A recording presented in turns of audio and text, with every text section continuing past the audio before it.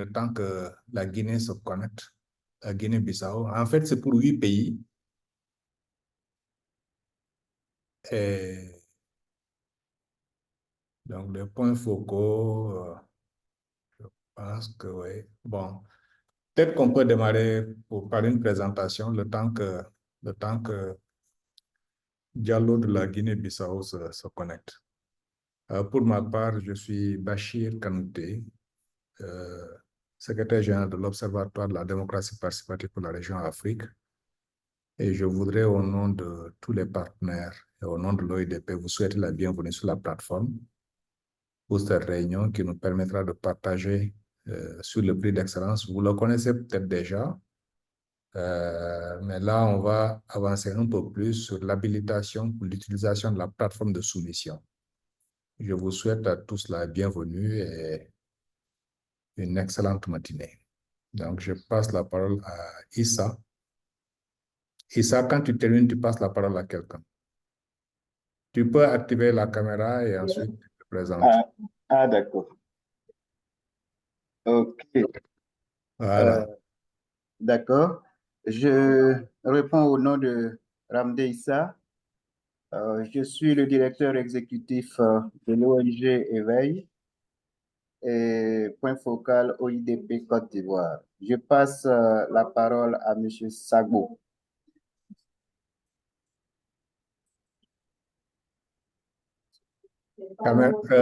Micro, Sagbo. D'accord. Bonjour tout le monde. Bonjour. Bonjour, Monsieur Bachir. Bonjour, Sagbo. Une fois encore, très heureux de vous revoir par ici. Plaisir partagé. On m'appelle Sagbo Gilbert Houni.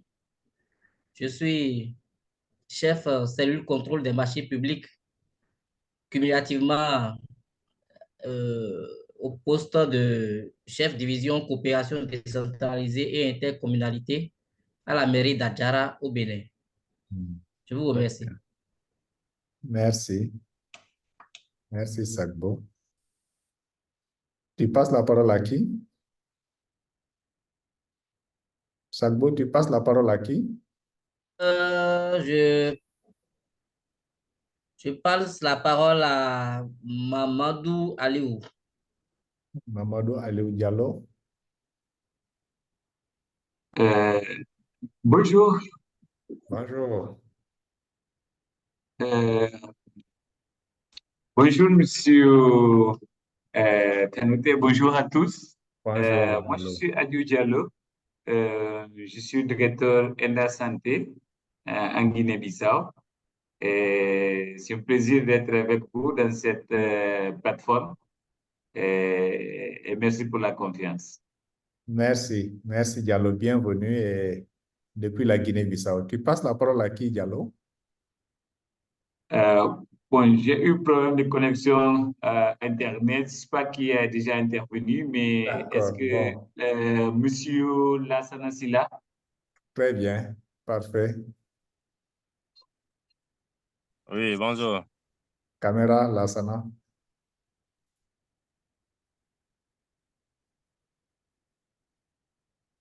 Voilà. Oui, bonjour. Bonjour. C'est Bassir. Ça va bien? Très bien, oui. La matinée, ça se passe bien? Alhamdulillah, ça se passe très bien. J'ai le plaisir de vous joindre sur la plateforme. Merci, plaisir partagé.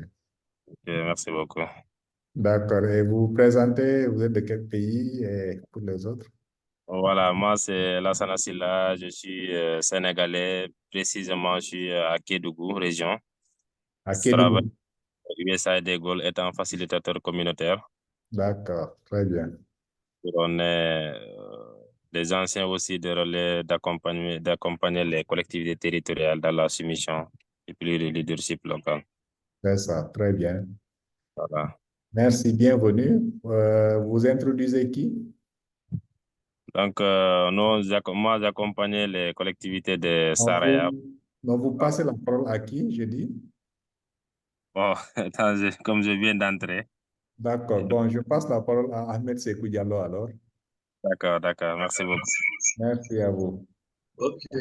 Merci beaucoup, cher Béchir. Salutations à tout le monde. Donc, je me présente à M. Sekou Diallo. Je suis le point focal OIDP du Mali. Très bien. Je suis de l'ONG APAD, directeur exécutif de l'ONG APAD, Association de formation et d'appui au développement. Je suis avec un collègue, Mamadou Diakité. C'est ça, Diakité. Mais c'est que tu n'as pas précisé, tu es à l'aéroport ou bien? Bonjour tout le monde. Oui, bonjour, Diakité. Je suis Mamadou Diakité, comme la merci vous l'a dit tantôt. Je suis coordinateur des projets de gouvernance au sein de l'ONG AFAD. AFAD, c'est l'Association de formation et d'appui au développement. Très bien. Voilà, dans le cadre de la mise en œuvre de nos projets de gouvernance, on travaille beaucoup avec les collectivités, les organisations communautaires à la base, les groupements de jeunes et des femmes. Très bien. C'est un plaisir de vous rejoindre et de partager les différentes expériences.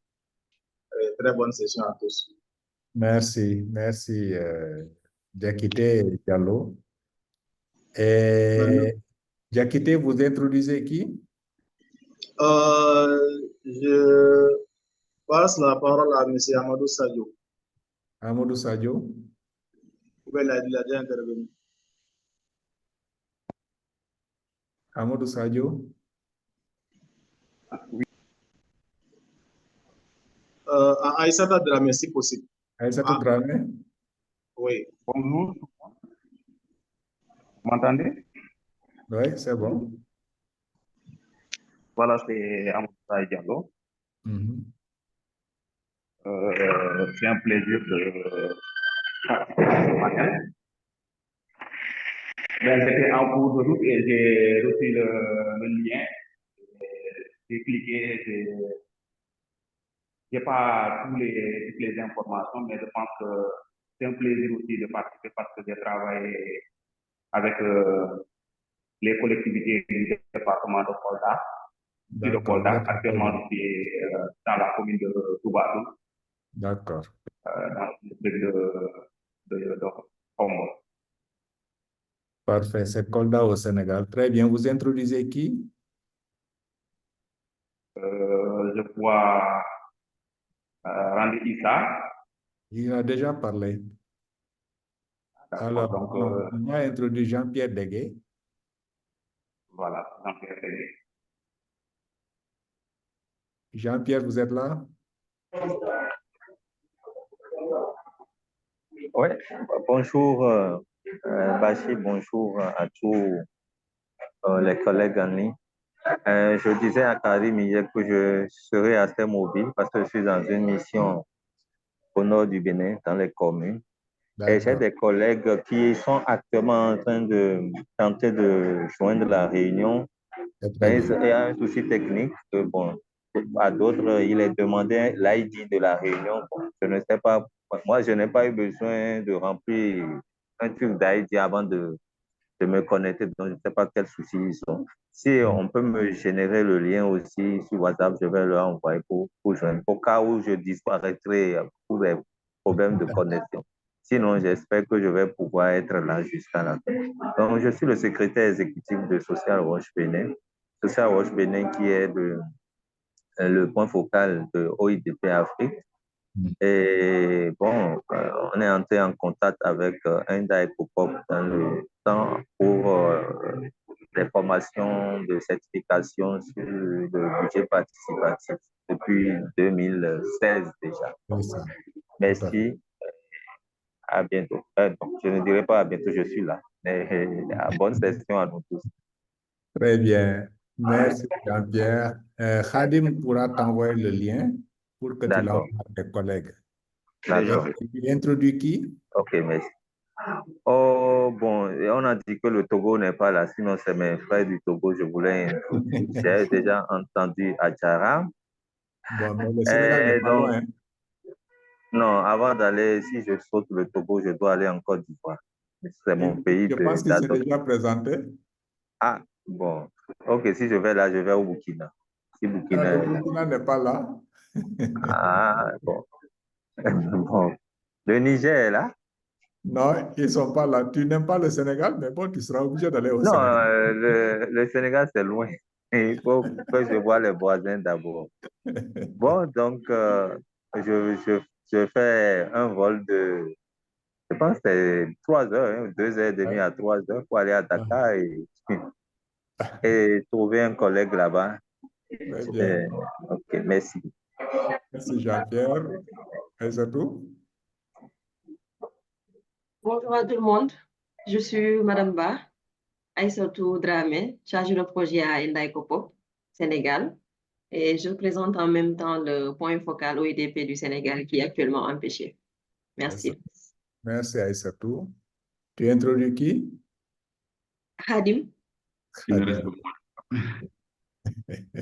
Donc, bonjour à tous, c'est Karim Rassoulbi, je suis chargé de projet à Enda Ecop, OIDP Afrique, et également au siège à Dakar.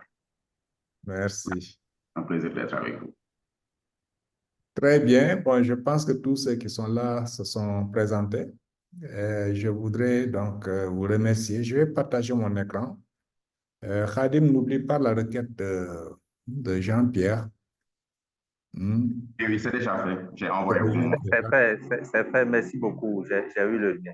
Merci. C'est très bien. Donc, mon écran est visible? Oui, c'est bon. Oui. Parfait. Donc, je voudrais, au nom de tous les partenaires impliqués à la mise en œuvre de cette initiative du prix d'excellence du leadership local, notamment dans son édition sous-régionale, je veux citer le CCT UEMOA, CGLU Afrique, Enda Ecopop et l'Observatoire, vous remercier pour votre présence et vous souhaitez la bienvenue sur la plateforme. Aujourd'hui, bon, pour certains d'entre vous, vous avez déjà suivi les présentations et les lancements nationaux que nous avons faits. Sur certaines parties, ça va être une répétition pour vous, puisque nous nous étions promis de faire la séance d'habilitation pour que vous puissiez vous-même vous familiariser avec le concept, mais aussi que vous puissiez maîtriser la plateforme de soumission pour accompagner les collectivités territoriales qui le souhaitent à pouvoir présenter des candidatures sur la plateforme. Donc, la séance sera essentiellement consacrée à ça. Comme je dis, pour certains d'entre vous, certaines parties sera vraiment de la répétition, hein, puisque c'est essentiellement ce qu'on a dit au cours du webinaire de lancement sous-régional, mais également des webinaires de lancement au niveau des pays. En tout cas, tous les points focaux, je voudrais vous souhaiter la bienvenue pour cette séance. Alors, l'agenda, c'est, nous allons vous présenter le concept. Ensuite, vous présenter la plateforme dans les détails, comment on accède à la plateforme, comment on soumet, surtout pour les collectivités territoriales, puisque nous restons convaincus que pour les chercheurs et pour les journalistes, bon, ils peuvent le faire individuellement. Mais nous avons ouvert cette fenêtre de collaboration avec les points focaux, puisque nous pensons qu'ils peuvent accompagner les collectivités qui le souhaitent à pouvoir accéder à la plateforme. Bon, souvent, on sait que dans les collectivités, les capacités peuvent être un peu faibles. Et donc, ça mérite qu'on les accompagne, qu'on les soutienne et qu'on les accompagne pour soumettre. Ensuite, nous regarderons les modalités de collaboration pour ceux qui soumettront ou qui documenteront des cas. Nous allons regarder les modalités de collaboration et ensuite, nous reviendrons sur les questions et réponses. Si vous avez des questions par rapport aux 3 communications qui seront faites, par moi-même sur le concept, par Aïssatou Dramé sur la plateforme et Khadim sur les modalités de coopération. Donc, s'il y a des questions, vous pouvez les prendre et ensuite, nous apporterons les réponses. Et enfin, nous ferons la clôture précédée de la photo de groupe qu'on aura à faire. Alors, sur la présentation, cette initiative que nous lançons tire son origine de différents éléments. Quand on parle de la source, c'est différents éléments hein, qui ont été adoptés à l'échelle du continent, notamment l'agenda 2063 de l'Union africaine, qui, dans un processus participatif, a permis aux chefs d'État de l'adopter.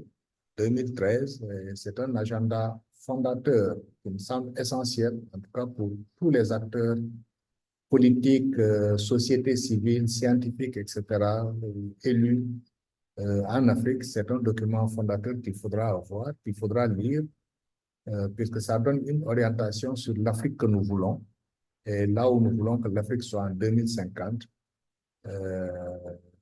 Alors, deuxième élément de ressources sur lequel nous sommes appuyés, c'est en 2014, les chefs d'État réunis en sommet de l'Union africaine à Malabo ont adopté la Charte africaine des valeurs et principes de la décentralisation, gouvernance et développement local.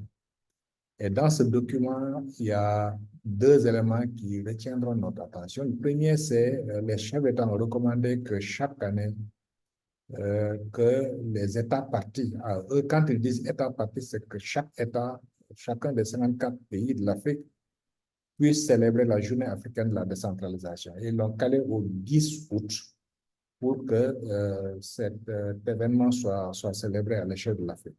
Deuxième élément qui retiendra notre attention, c'est qu'ils ont recommandé que au niveau national, mais aussi au niveau continental, que les pays puissent primer l'excellence, qu'ils puissent primer la créativité et l'innovation en matière de décentralisation, gouvernance et développement local. Ça se comprend puisque dans les années 2010 jusqu'à 2015-2017, vraiment l'Afrique a traversé un moment de doute, un moment d'inquiétude par rapport au processus de décentralisation qui se mettait en. Moi, je me souviens, j'étais au Burkina Faso et un des élus du Burkina, bon, où il y avait déjà beaucoup, je pense qu'en son temps, il y avait 17 élus qui avaient été éjectés de leur siège à la faveur soit des combinaisons politiques ou à la faveur de, bon, l'État veut enlever, donc 17 élus avaient été éjectés et parce qu'on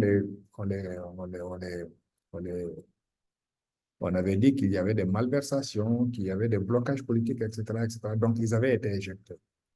Et à côté de ça, je voyais qu'il y avait beaucoup de collectivités territoriales, beaucoup de maires, beaucoup de présidents de régions ou de départements faisaient de bonnes choses. Mais bon, personne n'en parlait. Donc, dans ce contexte-là, les chefs d'État avaient dit, bon, suite à la réunion des experts, hein, que là où il y avait de bonnes pratiques, là où il y avait de l'innovation, là où il y avait de la créativité, qu'il fallait célébrer ça. Et donc, c'est pour cela que la recommandation a été faite par les chefs d'État de primer l'excellence.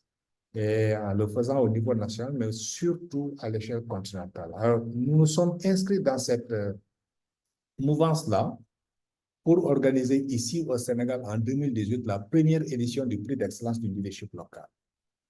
Les images que vous voyez, que vous avez déjà certainement vues au cours des présentations précédentes, donc ça c'est la première édition que nous avions fait au Sénégal en 2018, deuxième édition en 2019, au Grand Théâtre de Dakar, troisième édition que nous avons fait en format numérique. Si vous vous souvenez, c'est l'année où il y a eu le Covid, avec les restrictions sur la mobilité, donc les contacts devaient être évités, donc nous avons fait une édition numérique. Et la quatrième édition, ça s'est tenu au Sénégal, et enfin la cinquième édition qu'on a tenue en 2022, à Dakar, avec la remise des trophées qui a été faite. Et donc, à la suite de ces 5 éditions, l'Union africaine nous avait demandé de venir partager au cours du sommet Africité qui s'est tenu au Kenya. L'Union africaine nous avait demandé de venir partager cela avec eux et avec les institutions sous-régionales. Et ce qu'on a fait, et l'une des recommandations fortes, ça a été de dire, bon, c'est un événement qu'il faut soutenir, qu'il faut encourager, mais surtout qu'il faut mettre à l'échelle. Ils ont dit, c'est bien pour le Sénégal, mais l'ambition que nous avons, nous, l'Union africaine, nous souhaitons que ce soit une édition continentale et que vous répliquiez à peu près le modèle sénégalais à l'échelle du continent. Bon, évidemment, quand on dit édition continentale, on oublie que c'est 54 pays, ce qui est extrêmement lourd à porter. Nous avons dit oui sur le principe d'aller vers une édition, la mise à l'échelle de ce qu'on a fait au Sénégal, mais nous avions ajouté comme condition à condition que vous nous permettez de faire une édition plus restreinte pour voir comment ça va se comporter dans la sous-région avant d'aller vers l'édition continentale. Évidemment, ils ont dit oui en nous disant qu'il faut le faire dans la zone CEDEAO. Sous zone CEDEAO, c'est 8 pays. CEDEAO, c'est 16 pays, donc couvrir les 16 pays nous semblait aussi assez facile. Et nous avions recommandé de le faire dans les 8 pays de l'UEMOA. Ça correspond à une zone économique. Et bon, on voit, il y a une institution qui est là, sous-régionale qui est là, communautaire qui est là, sur laquelle on peut s'adosser. Donc, ils ont accepté le principe et c'est ce qui fait qu'on a lancé cette première édition-là dans la sous-région, Afrique de l'Ouest. En le lançant, l'ambition, c'est de primer l'excellence, l'innovation dans la gouvernance territoriale des 8 pays de la sous-région, Afrique de l'Ouest, et notamment au Bénin. Quand on dit l'UEMOA, c'est le Bénin, c'est Burkina Faso, la Côte d'Ivoire, la Guinée-Bissau, le Mali, le Niger, le Sénégal et le Togo. Donc, c'est les 8 pays qui sont concernés par cette première édition-là que nous avons lancée depuis le 13 ou le 14 mars. Et ensuite, nous avons fait les webinaires de lancement au niveau national. Et là, c'est la réunion d'habilitation des points focaux, mais également des partenaires qui peuvent prolonger ou relayer l'information au niveau de leur pays. Alors, en lançant l'initiative, l'intention que nous avons ou les objectifs que nous visions, c'est d'abord qu'il faut favoriser la performance et l'émulation au sein des collectivités territoriales pour une meilleure gouvernance locale.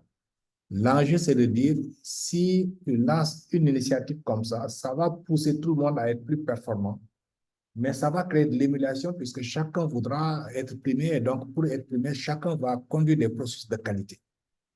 Ça, c'est la première intention. Deuxième intention, c'est aussi d'offrir un modèle, les leaders locaux qui se sont distingués dans la gouvernance et le management des collectivités territoriales. Bon, les maires ou les journalistes ou les communicants et universitaires qui se sont distingués, nous pourrons les offrir un modèle, au même moment où on va dire il faut sanctionner négativement ceux qui ont mal fait. Nous allons offrir un modèle, ceux qui auront bien fait, ceux qui auront conduit des bonnes pratiques et des innovations.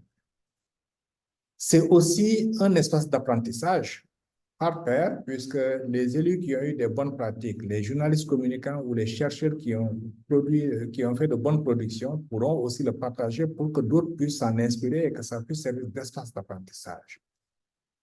Améliorer le cadre de la gouvernance, de la décentralisation au Sénégal, en Afrique, puisque à la suite de chaque édition du prix d'excellence, nous avions rédigé un mémorandum à partir des constats d'analyse, à partir des difficultés que nous avions identifiées. Nous avons fait un mémorandum qui pointe les différentes difficultés, les différents points et qui formule des recommandations.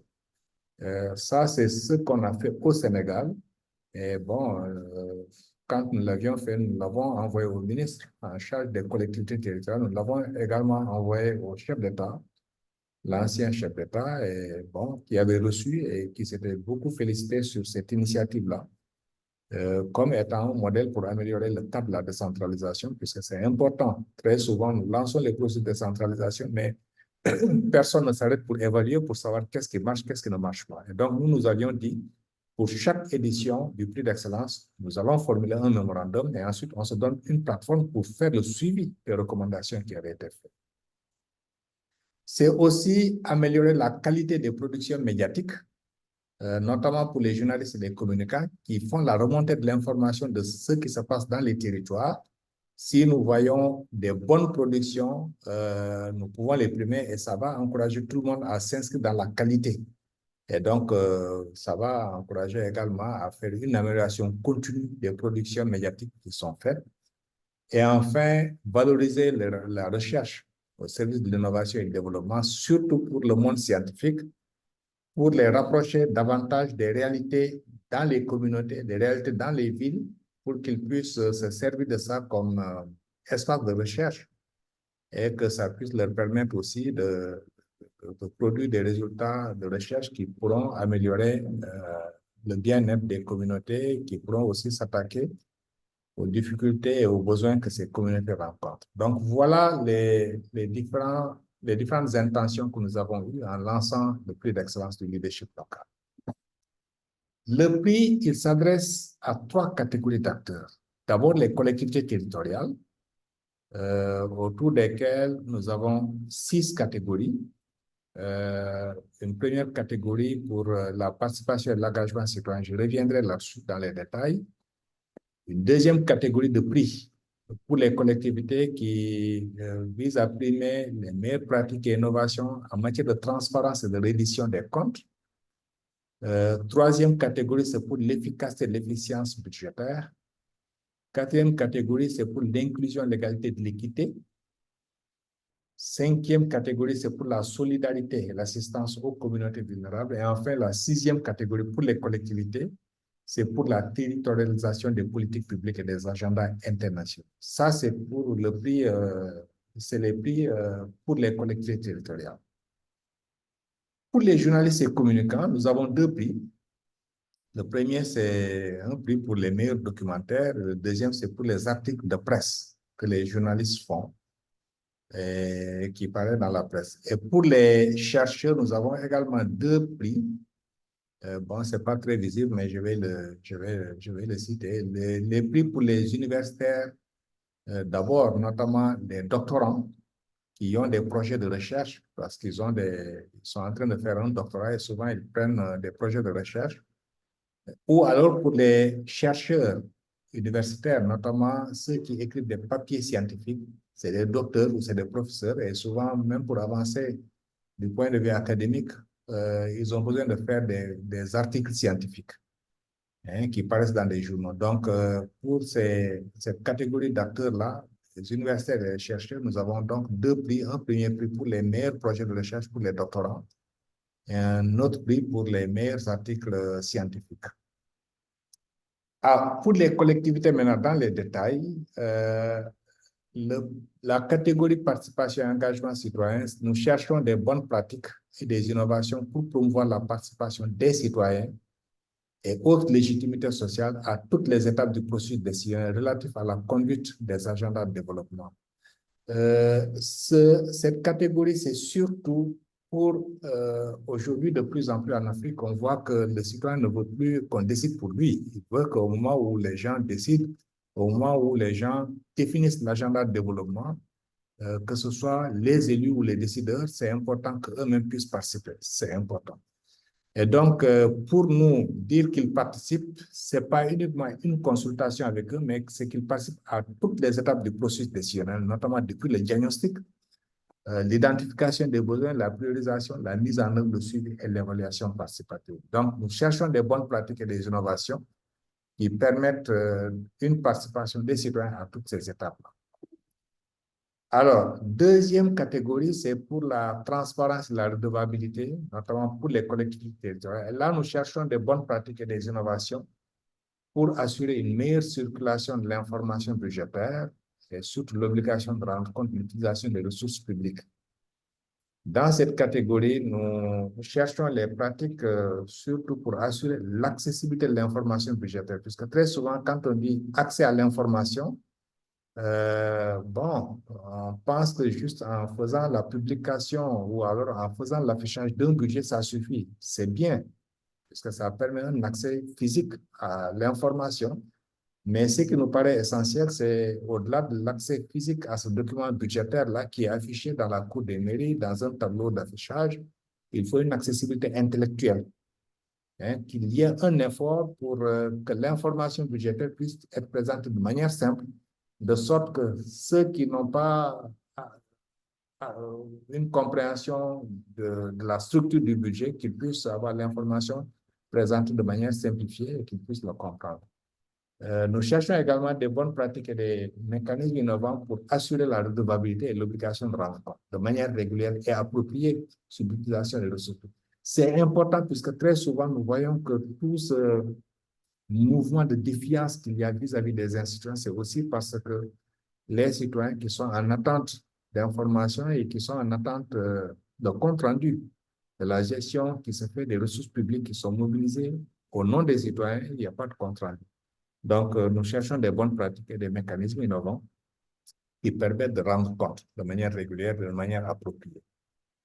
Troisième catégorie, c'est pour l'efficacité de l'efficience budgétaire. Et là, nous cherchons les bonnes pratiques et les innovations permettant de réorienter et d'affecter plus de ressources budgétaires vers les besoins essentiels définis par les communautés. Ce que nous avons observé en Afrique, c'est qu'une bonne partie des ressources des collectivités sont plutôt orientées vers le fonctionnement, les salaires, l'entretien des bureaux, etc., etc. Bon, alors que ce qui permet de prendre en charge les besoins ou ce qui permet de prendre en charge la demande sociale, c'est le budget d'investissement. Donc, nous voulons encourager les collectivités à réorienter beaucoup plus de ressources vers le budget d'investissement pour prendre en charge la demande sociale. Si nous voyons des bonnes pratiques ou des innovations faites par des maires ou des présidents de région ou de département allant dans ce sens, nous les invitons et nous allons les primer. Mais également des bonnes pratiques qui permettent d'avancer vers les approches de budget programme et surtout de gestion axée sur les résultats. Vous savez que nous sommes dans la zone CDE, UEMOA, et bon, il y a la directive de l'UEMOA qui encourage à aller vers des budgets programmes ou des approches de gestion axées sur les résultats. Car, donc si nous voyons des collectivités qui ont des approches allant dans ce sens-là, nous les primons. Nous cherchons également des bonnes pratiques pour améliorer le recouvrement des ressources locales, les recettes fiscales. Très souvent dans les collectivités, bon, il y a beaucoup de niches fiscales qui sont là, qui ne sont pas identifiées et qui ne sont pas mobilisées. Donc, si nous voyons des collectivités qui avancent là-dessus, qui n'attendent pas que le budget transféré par l'État, mais qui essaient d'explorer les autres formes de financement, notamment par les ressources locales, si nous voyons des bonnes pratiques, nous les primons. La quatrième catégorie, c'est pour l'inclusion, l'égalité de l'équité. Et dans cette catégorie, nous cherchons les bonnes pratiques et les innovations pour renforcer l'inclusion, l'égalité et l'équité entre citoyens. Notamment, nous cherchons également des bonnes pratiques pour prendre en charge les besoins des groupes marginalisés ou des groupes vulnérables. Quand on parle des groupes marginalisés ou des groupes vulnérables, souvent on pense aux enfants, on pense aux femmes, on pense aux personnes handicapées qui sont dans la commune et qui très souvent, bon, les approches qui sont mises en place les laissent en rade. Mais nous cherchons également à promouvoir l'équité territoriale, notamment comment avoir des approches de planification ou d'aménagement qui prennent en compte aussi les quartiers et les territoires fragiles qui sont dans nos villes. Ça peut être des villages rattachés, ça peut être des quartiers périphériques, etc., qui très souvent sont là, des communautés, des populations y habitent, mais il n'y a aucun service public qui est accessible. Donc, si nous voyons des efforts faits par les collectivités territoriales, faits par des autorités locales pour avoir une meilleure inclusion, une meilleure égalité, mais surtout aller vers l'équité que nous appelons la justice sociale, nous les distinguons et nous allons les primer. La cinquième catégorie, c'est la solidarité et l'assistance aux communautés vulnérables. Là, nous cherchons des bonnes pratiques pour assurer l'assistance et la protection sociale et la prise en charge des groupes et des communautés et territoires fragiles. Bon, ça peut être dans le domaine de la santé, par exemple, ça peut être, bon, nous avons beaucoup vu quand il y a eu le COVID, comment les collectivités se sont organisées pour assurer une protection sociale et une prise en charge. Ça peut être aussi, bon, pour certaines communautés qui sont malades. Je prends le cas du sida, je prends le cas d'autres maladies qui marginalisent et qui laissent en rade une partie de la population. S'il y a des mesures ou des assistances pour une meilleure prise en charge de ces acteurs-là, mesures qui sont mises en place par les collectivités territoriales, nous les identifions et nous les primons. Sixième catégorie, c'est pour la territorialisation des politiques publiques, des agendas internationaux. Et là, nous cherchons des bonnes pratiques et des innovations pour une meilleure articulation des échelles territoriales. Très souvent, quand on regarde le lien entre ce qui se fait dans le quartier, ce qui se fait dans la ville, ce qui se fait dans le département, on sent une déconnexion. Et alors que nous cherchons des villes intégrées, nous cherchons des pays intégrés, nous cherchons une communauté sous-régionale intégrée.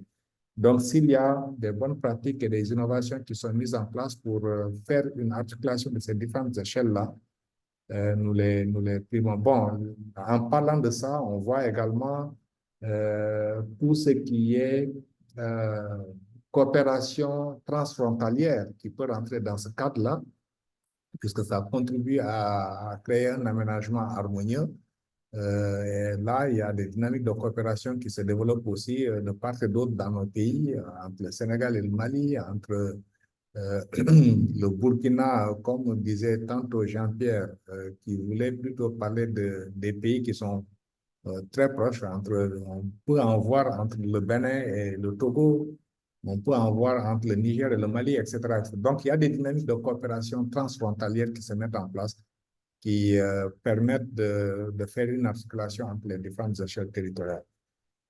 Des bonnes pratiques également pour faire la cohérence entre les initiatives locales et les politiques publiques. Très souvent, dans le domaine de la santé, dans le domaine de l'éducation, dans le domaine de l'environnement, il y a des initiatives qui sont portées au niveau local par les communautés, par les collectivités territoriales, mais qui doivent être articulées avec les politiques publiques. Et si cette articulation et cette mise en cohérence n'est pas faite, malheureusement, ça va être des ressources qui sont injectées, mais qui ne produiront pas de grand impact. Mais nous cherchons également des bonnes pratiques pour la territorialisation des politiques publiques. Notamment, on voit que dans nos différents pays, des programmes nationaux sont définis par les gouvernements. Dans quelle mesure ces programmes nationaux sont territorialisés dans les collectivités? Dans quelle mesure ces programmes nationaux sont appropriés par les autorités locales et qu'ils les traduisent en politique locale? Bon, ici au Sénégal, mais je pense que c'est le cas aussi dans plusieurs pays. On parle de plan Sénégal émergent, plan Gabon émergent. Bon, je pense que Bénin, vous en avez? Un plan Gabon émergent, Bénin émergent, non, vous n'en avez pas? En tout cas, dans plusieurs pays, on voit qu'il y a des programmes nationaux qui sont définis par les gouvernements. Au Bénin, c'est le PAG, c'est le programme d'action du gouvernement. C'est le programme? Programme d'action du gouvernement, le PAG. Voilà, donc voilà, ce programme au niveau national, dans quelle mesure les collectivités locales s'en approprient et les traduisent en programme ou en politique locale. Donc, s'il y a des bonnes pratiques dans ce domaine, nous les identifions et nous les témoignons. Alors, nous cherchons aussi à voir dans quelle mesure les directives communautaires, nous sommes dans la sous-région, dans la zone UEMOA, et l'UEMOA et la CEDEAO ont pris un ensemble de directives qui sont prises par les États, mais qui vont être mises en œuvre dans les territoires. Donc, voilà, je donne deux cas.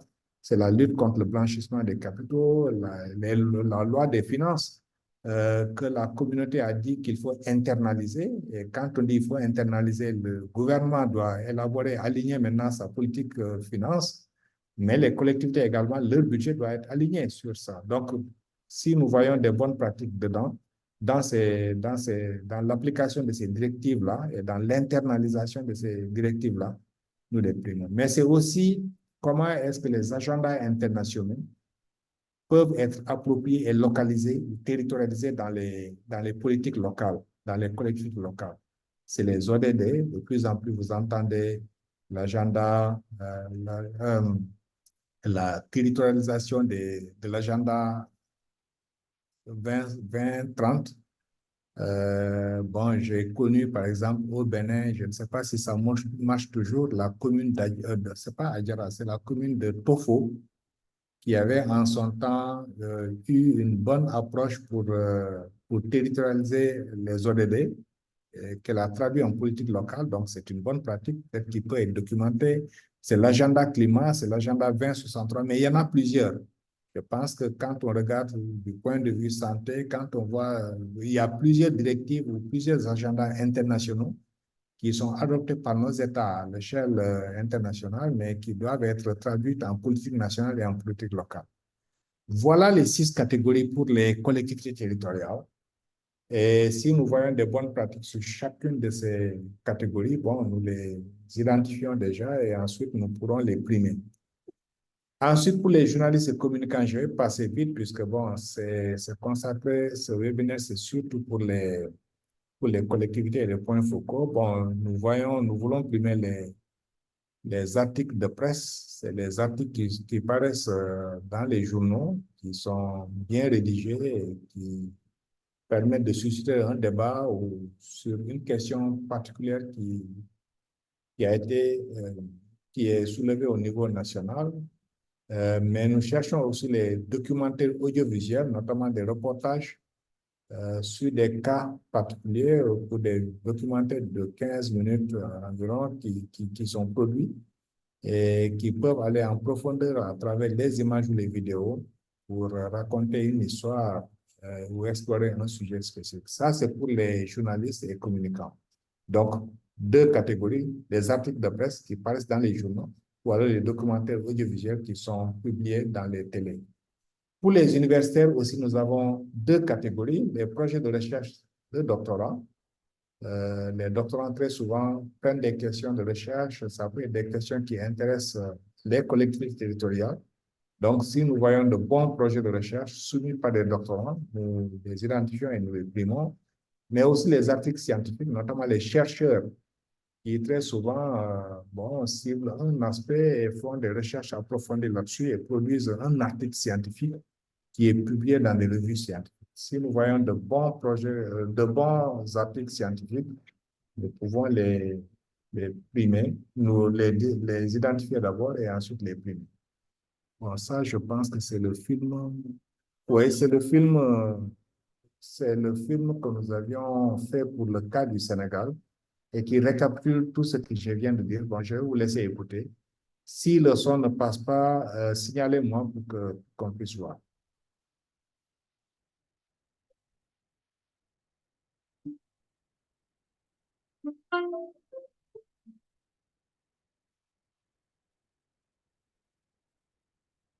Le prix d'excellence du leadership local est un espace d'apprentissage sur les processus de gouvernance, de participation et d'engagement citoyen.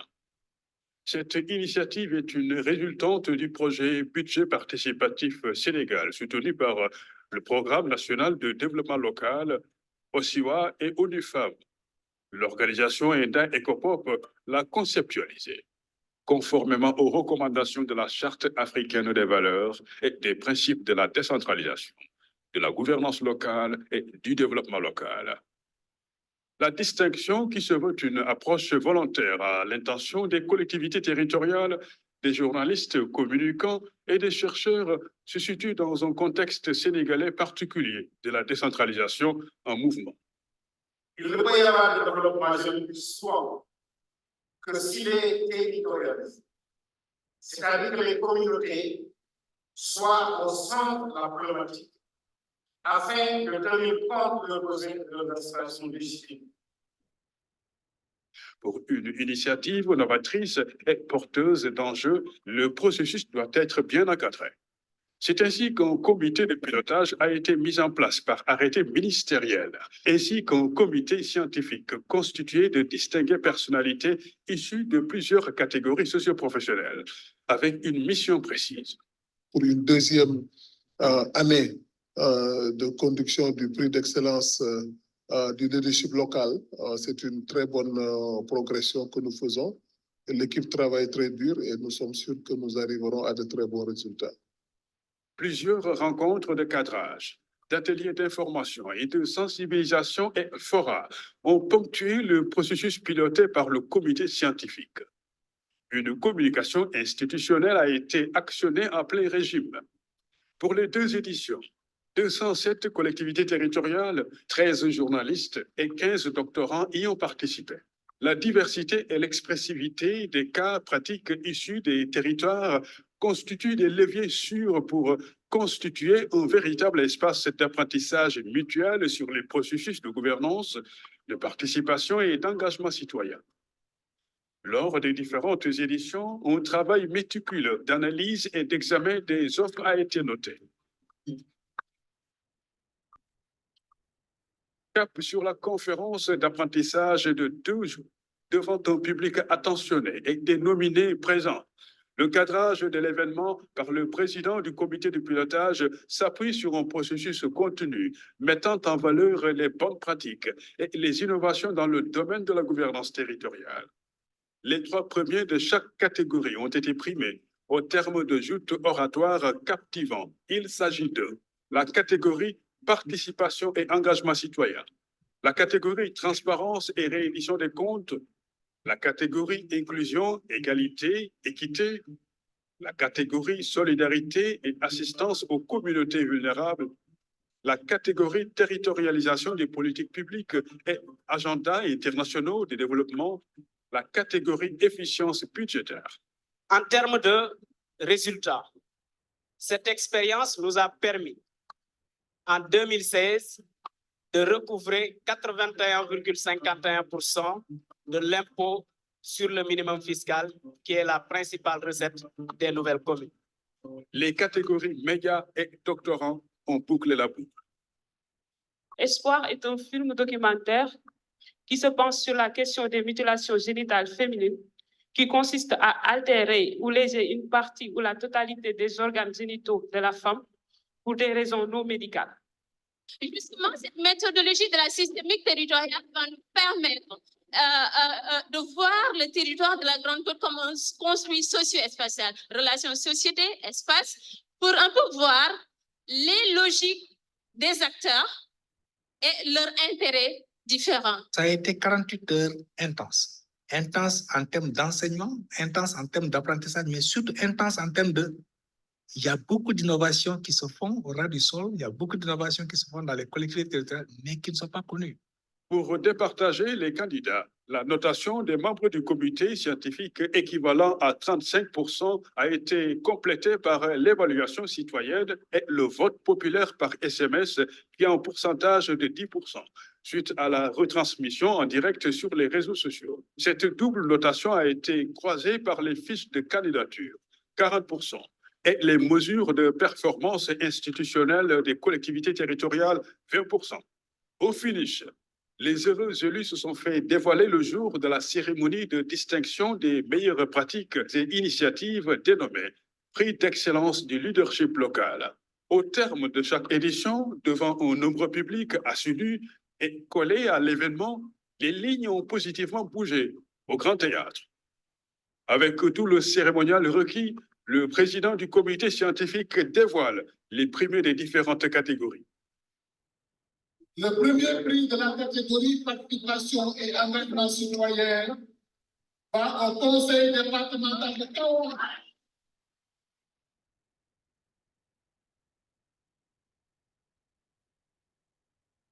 Au terme de cet enrichissant exercice, les partenaires techniques et financiers présents n'ont pas pu dissimuler leur satisfaction.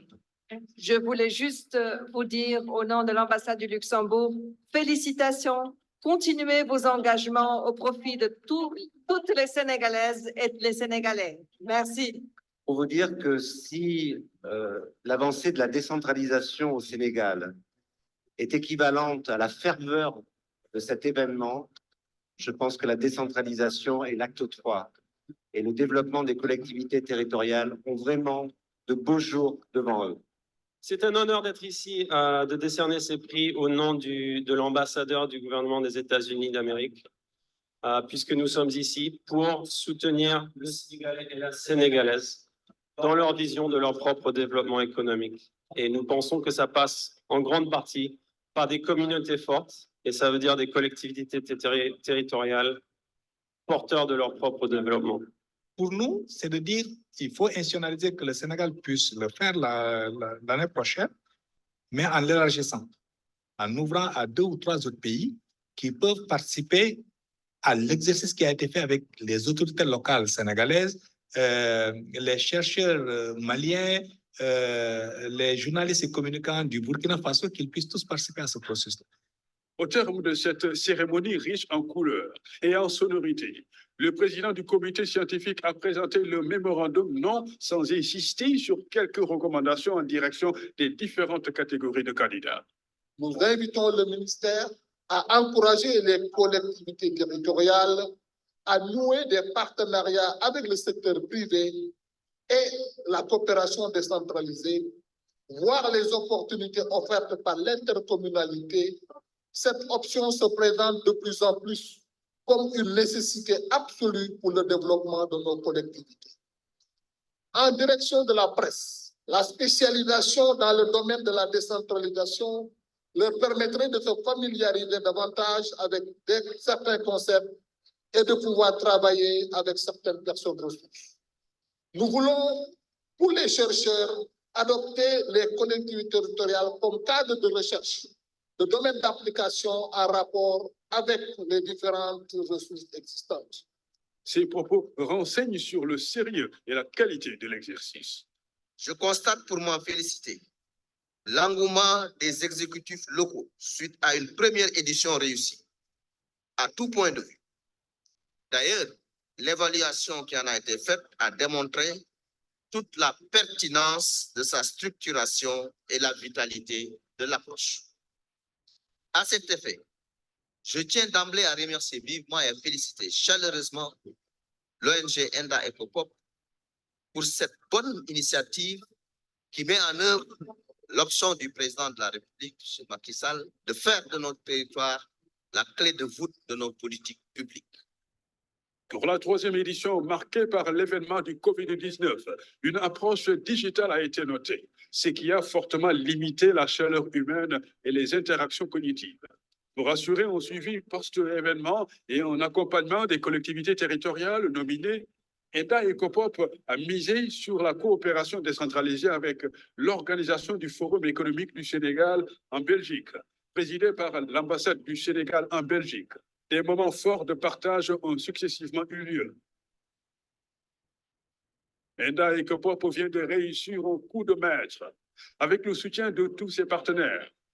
Au sortir du Grand Théâtre, un sentiment de satisfaction et de fierté était partagé par tous.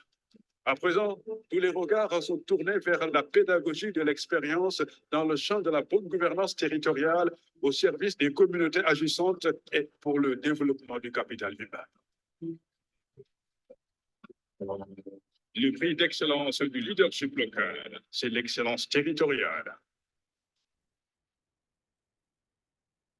Voilà, donc ça c'est une synthèse des temps forts du prix d'excellence tel que ça s'est fait au niveau national au Sénégal. Et c'est à peu près le même format qu'on va utiliser pour la prochaine édition, qui sera une édition sous-régionale. La seule différence, c'est que nous passons d'un pays à 8 pays, mais la dynamique, les catégories, etc., ça reste à peu près les mêmes catégories. Je vais m'arrêter là et donner la parole à Aïssatou, puisque à partir de là, devra suivre la documentation des bonnes pratiques et des innovations portées par les autorités locales, par les élus, qui devra être soumis sur la plateforme. Pour cette édition, tout se fera de manière dématérialisée. On a mis en place une plateforme et les études de cas, les bonnes pratiques que vous allez documenter devront être postées sur une plateforme et ça devra être enregistré par soit une autorité locale ou alors vous-même, vous pouvez les accompagner.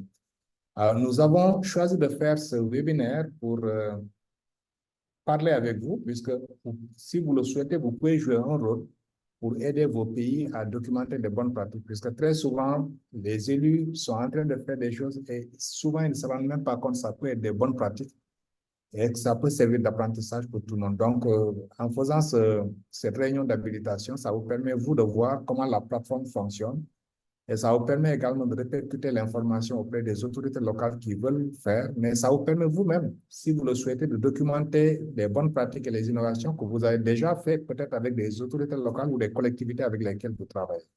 Donc, sans plus tarder, je m'arrête là et donne la parole à Aïssatou pour qu'elle présente la plateforme de soumission dont le lien est le suivant. Et en rentrant dans la plateforme, vous verrez les différentes possibilités pour les collectivités, pour les journalistes et pour les universitaires. Je m'arrête là, Aïssatou. C'est bon? Oui, c'est bon. Donc, je quitte. La seule chose que je voudrais dire avant de quitter le partage, c'est de dire qu'on a encore 1 mois pour documenter des bonnes pratiques qui sont portées par des autorités locales, par des journalistes et par des chercheurs. Puisque la plateforme, le deadline de soumission de la plateforme, c'est le 12 juin. On est le combien aujourd'hui? Le 8. 8, donc 8 il mai. nous faut 1 mois et 4 jours pour documenter des bonnes pratiques et des innovations et la mettre sur la plateforme. Je m'arrête là et je passe le témoin à Aïssatou pour poursuivre sur la plateforme. Merci beaucoup, M. Kanoté, pour la parole donnée. Bonjour à tout le monde. Donc, comme l'a tout à l'heure indiqué M. Kanoté, La soumission est complètement dématérialisée sur une plateforme dédiée. Et le lien de soumission a déjà été partagé. La première étape, c'est d'abord de cliquer sur le lien. Donc, vous serez automatiquement redirigé sur la page d'accueil de la plateforme. Et pour ceux pour qui il s'agit de la première connexion, il faut s'inscrire obligatoirement. Donc, pour s'inscrire, vous cliquez ici, c'est en rouge. On vous demandera de mettre votre nom, adresse email, le mot de passe, de répéter le mot de passe et de confirmer effectivement qu'il s'agit bien d'une personne qui est en train d'opérer ce processus en cochant et cliquez sur enregistrer pour terminer. Donc, en le faisant, vous créez déjà votre compte pour accéder à la plateforme. Moi, j'ai déjà un compte, donc après cela, je vais juste mettre mon adresse email et mon mot de passe et je clique directement sur connexion. Et ça me redirige automatiquement sur mon espace dédié, et un espace qui sera fonctionnel jusqu'au 12 juin à 23h59, comme le disait tout à l'heure M. Kanouté. Donc, vous verrez que c'est affiché qu'il nous reste 35 jours, 12h52 et 24 secondes avant la clôture, donc la fermeture de la plateforme. J'ai également la possibilité de me déconnecter, tout à fait en haut à droite. Maintenant, pour soumissionner, vous avez l'onglet tableau de bord. En dessous, vous cliquez et ça vous donne 3 options. Si vous souhaitez soumissionner pour une collectivité territoriale, vous cliquez sur collectivité. Si c'est pour journalistes ou communicants ou bien universitaires et chercheurs. Donc, cela voudrait dire que c'est un même lien d'accès à toutes ces 3 catégories. Pour les collectivités, en cliquant dessus, la plateforme me redirige vers la fiche de candidature qui est constituée de 6 grandes étapes avec des étapes similaires pour les 6 catégories, mais des différences également qui seront notées dans le contenu et en un moment, il faudra effectivement choisir la catégorie concernée. Donc, premier point, il suffit de sélectionner le pays. Pour ça, vous cliquez sur le V qui est à l'extrême droite de la ligne. Et on vous donne la liste des 8 pays concernés par cette édition sous-régionale. Vous cliquez sur le pays de votre choix, par exemple Bénin. Ensuite, on vous demande de spécifier la région. Ici, vous avez la possibilité donc d'écrire. Troisième point, c'est de déterminer le statut de la collectivité territoriale. Si c'est un conseil départemental ou bien une ville, une commune, un district, un secteur, un cercle, région, préfecture, etc. Donc, c'est selon le pays donc, soumissionnaire.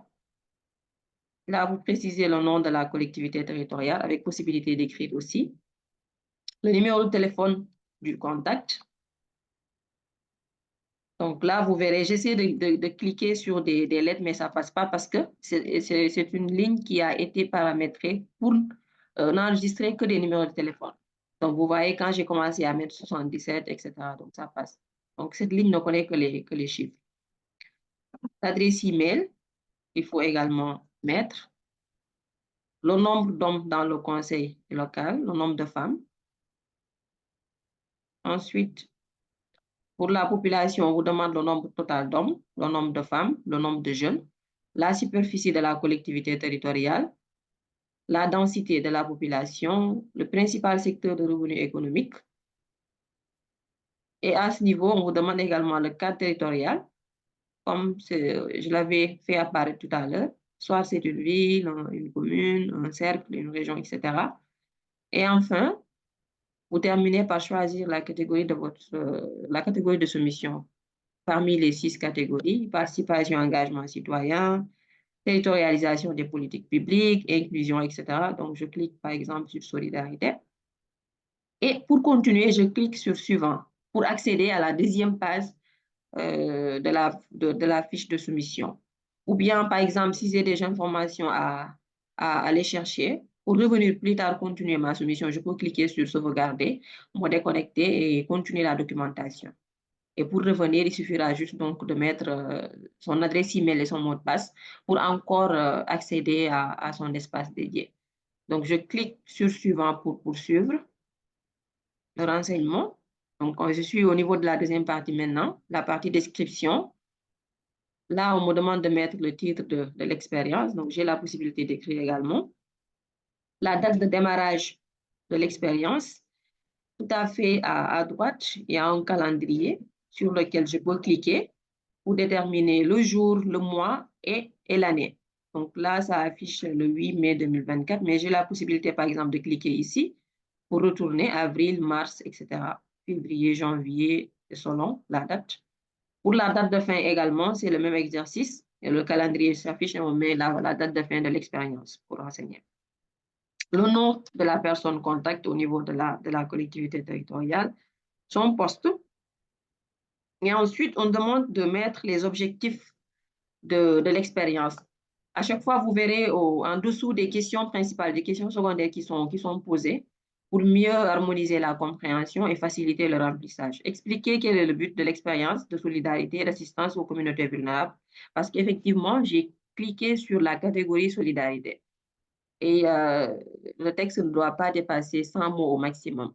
Là également, la plateforme est paramétrée de telle sorte que si vous dépassez les 100 mots, vous verrez qu'il y a donc une coupure de mots. La plateforme ne prendra en compte que les 100 mots. C'est pourquoi il est important de travailler au brouillon d'abord sur Word. Nous avons déjà transmis les fiches de candidature avec toutes les questions qui doivent être renseignées. Donc, ça vous permet déjà de vous préparer en amont, de formuler les textes, etc. et de bien veiller donc, au nombre de mots qui doivent être mis. Ensuite, on vous demande de décrire les différentes étapes du processus de mise en œuvre dans la collectivité territoriale, un maximum 400 mots. Vous avez la possibilité d'écrire comme je le fais à l'instant. L'autre point, c'est de préciser la pertinence de l'expérience, un maximum 150 mots. Et vous aurez également des questions secondaires qui vous guideront un peu donc, dans la documentation. On vous demande par exemple d'expliquer tous les éléments qui caractérisent la pertinence de mise en œuvre de l'expérience, en quoi l'expérience est en adéquation avec les problèmes à résoudre et répondre correctement aux problèmes identifiés ou aux besoins réels des communautés vulnérables. Est-ce qu'il existe dans votre collectivité territoriale une commission chargée des affaires sociales? Quelle est la composition de cette commission? Quelle est la régularité des rencontres? Quelles sont les principales réalisations, actions menées par la commission, par exemple? Donc, vous aurez la possibilité de répondre en 150 mots ici. Et à ce stade maintenant, si vous avez des pièces justificatives que vous voulez joindre à la soumission pour mieux expliciter, mieux justifier ce que vous êtes en train donc, de décrire, vous pouvez cliquer sur « Ajouter un fichier » comme je viens de le faire. Et en cliquant dessus, l'onglet vous permet déjà de choisir le format du fichier. Est-ce que c'est un PV de rencontre? C'est une feuille de présence?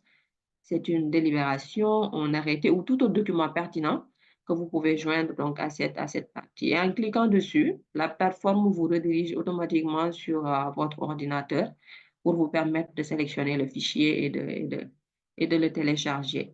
Si toutefois également vous confondez les fichiers ou bien vous vous trompez, vous avez juste la possibilité de cliquer ici, supprimer, et le fichier sera supprimé de la plateforme et vous avez aussi la possibilité de recommencer pour ajouter. La cohérence de l'expérience, qu'on vous demande aussi de décrire en 200 mots maximum, et vous avez la possibilité de joindre des pièces justificatives. La durabilité en 200 mots aussi dans cette partie, avec toujours des questions secondaires qui sont posées pour vous permettre donc de bien argumenter, de bien développer. À ce stade, donc vous pouvez cliquer sur suivant pour continuer, sauvegarder encore pour enregistrer ces 2 pages remplies, ou bien précédent pour revenir peut-être à la première page que vous aviez déjà renseignée et pour laquelle vous avez des choses à rectifier.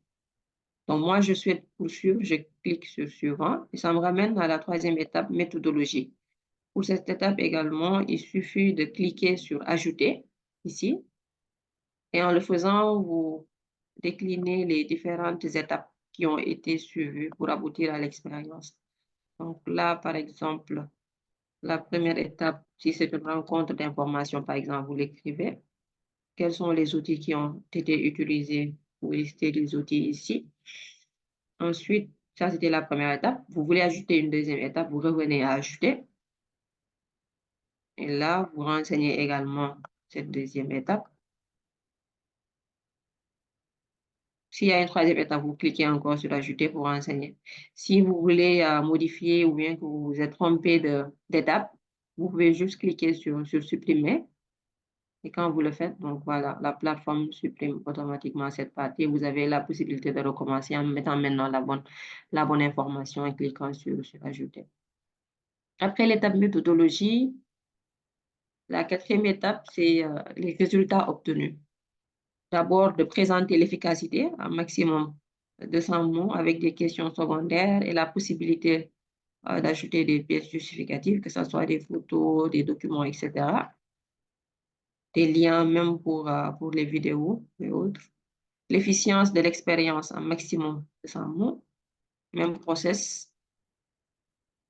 La capitalisation des résultats en demandant est-ce que la documentation est accessible, par quel mécanisme, quelles sont les leçons phares qui ont été apprises de cette expérience. Là également, si vous avez un document de capitalisation du projet, un guide, un livret, etc., vous avez la possibilité de l'ajouter ici, et même des liens film ou vidéo, et de mettre le texte. Les effets et influences sur la politique publique locale, un maximum de 100 mots. Les effets et influences sur les acteurs, sur les populations, ainsi que sur l'administration locale, que ce soit sur les techniciens, les élus, etc.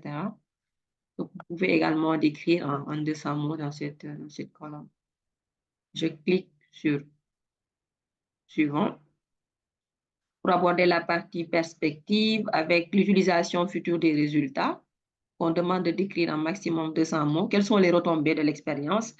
Quelle est la perspective d'utilisation des résultats de l'expérience par un public plus important, tant sur le niveau régional, national et international? Donc, en 200 mots, la viabilité des résultats en 200 mots, la diffusion des résultats et feedback vers les populations, maximum de 100 mots. Ensuite, je clique sur suivant pour aborder maintenant la dernière étape, résumé et conclusion. Les effets saillants de l'expérience à souligner, un maximum 100 mots. Les défis qui sont rencontrés, à 100 mots. Les opportunités, en 100 mots. La raison ou bien les raisons pour lesquelles on estime qu'il s'agit d'une bonne pratique, en 100 mots. Quelles sont les raisons qui expliquent que votre soumission est la meilleure, un maximum 100 mots. Et vous terminez maintenant par cliquer sur enregistrer pour valider votre soumission sur la plateforme. Ou bien, vous avez aussi la possibilité de cliquer sur précédent si vous avez toujours des choses à modifier. Donc, je vais cliquer sur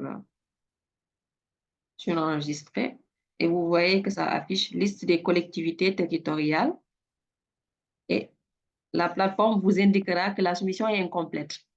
Parce qu'avec l'option sauvegarde, partir et revenir, il se peut que parfois vous oubliez de remplir certains champs, mais ne vous en faites pas. Nous, en faisant le suivi, ou bien vous-même sur votre interface, vous verrez que la soumission est incomplète parce qu'effectivement, je n'ai pas mis toutes les informations. Il s'agit d'une soumission incomplète. Et si je veux poursuivre, donc je peux cliquer sur le crayon en jaune ici. Et en cliquant dessus, effectivement, donc je verrai les champs à compléter et qui n'ont pas été remplis. Et ça me ramène à la première étape, collectivité territoriale, étape durant laquelle, effectivement, il y avait des informations que je n'avais pas complétées, qui manquaient, notamment ces cases, etc. Et je pourrais donc recommencer pour vérifier en cliquant sur suivant pour accéder donc aux autres étapes que je viens de présenter. Vous pouvez également regarder ici en cliquant sur l'onglet et ça vous donne un aperçu des informations que vous avez mis et celles qui manquent. Par exemple, ici, la plateforme a directement mis date de démarrage le 8 mai 2024, date de fin, même date parce que je n'ai pas précisé la date. Mais pour les informations comme nom de la personne, contact, poste, objectif, etc., vous verrez que c'est des champs vides, effectivement, qui sont à compléter. Si vous cliquez ici, méthodologie, vous verrez qu'il n'y a rien. Donc, c'est à compléter, ainsi de suite, résultats obtenus, perspective, résumé et conclusion. Donc, c'est ça globalement pour les collectivités territoriales. Maintenant, pour les journalistes et communicants, donc je reviens sur l'onglet soumissionner. Cette fois-ci, je clique sur journalistes et communicants pour accéder à leur fiche de candidature. Et la première étape, c'est de présenter les données de base du produit en donnant le titre de l'article ou bien du documentaire. Ici, on demande de sélectionner le genre en cliquant sur le vert. si c'est un article de presse, un documentaire ou bien un reportage. La date de réalisation du produit, même process avec le calendrier pour sélectionner le jour, le mois et l'année. Les zones d'exécution ou collectivités territoriales concernées, s'il s'agit d'une région, d'un district, d'un cercle, etc. Donc, je mets le nom ici de la collectivité qui est concernée. La date de publication ou de diffusion. Également, le calendrier permet de décliner cette information. Le support de publication ou de diffusion avec les références. Prénom et nom du candidat à remplir, le domaine de spécialisation du candidat, l'expérience du candidat en 200 mots, son numéro de téléphone, son adresse email, les articles précédés, publiés précédemment sur la problématique de la gouvernance participative, à quelle date. Là, il peut même mettre les liens. Nom de l'organe de presse, si le candidat travaille dans un organe. On clique sur suivant pour accéder à la deuxième étape. La description et réalisation du produit. Ici, on demande le contexte de réalisation du produit à décrire en 500 mots. La réalisation, s'il s'agit d'une initiative personnelle ou bien autre qui sera à préciser par le candidat. De décrire le produit en question en mettant en exergue les bonnes pratiques. De présenter les contraintes ou difficultés rencontrées pour la réalisation et les raisons qui expliquent qu'il s'agit de la meilleure soumission. On clique sur suivant pour accéder à la dernière étape qui aborde la partie perspective. Si le candidat a prévu d'aborder ultérieurement des activités sur la thématique, oui ou non, ensuite de justifier. Donc, en précisant ultérieurement quelles sont les thématiques sur lesquelles il compte travailler pour faire des productions. Et vous terminez également par cliquer sur enregistrer pour valider la soumission. Donc, là également, sur votre interface, vous verrez que c'est une soumission qui est incomplète.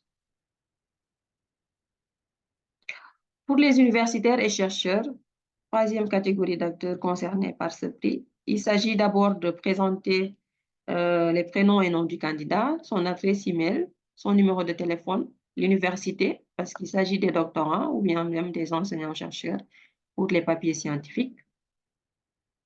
Ensuite, vous cliquez sur suivant.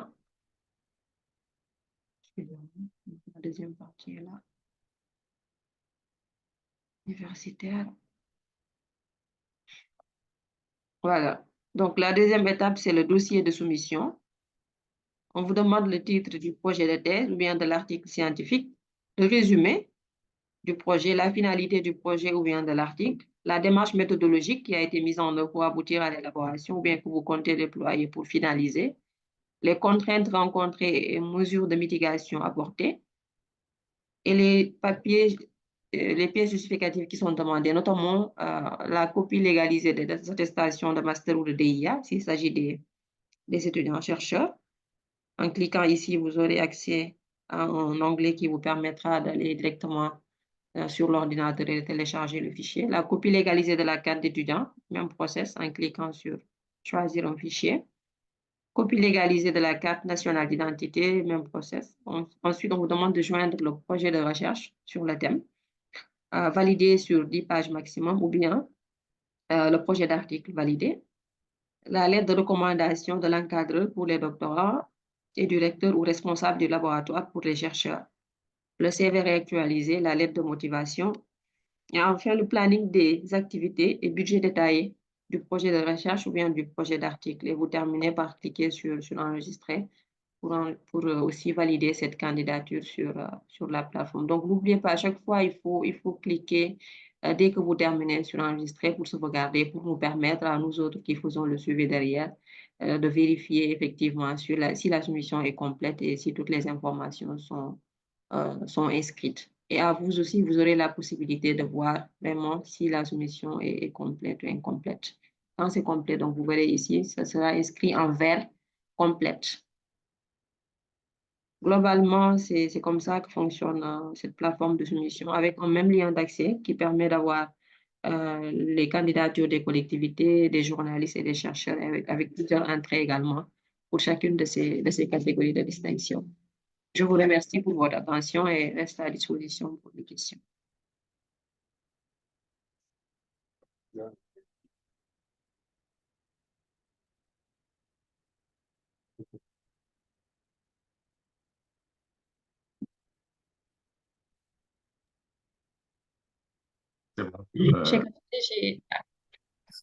Voilà. C'est bon? Oui. C'est tout? Oui, c'est bon, c'est parfait. Je viens de boucler. Très bien. Donc, s'il y a des questions, on pourra revenir là-dessus. Je vais juste permettre à Khadim de terminer la communication. Mais auparavant, vous rappelez le lien pour la soumission.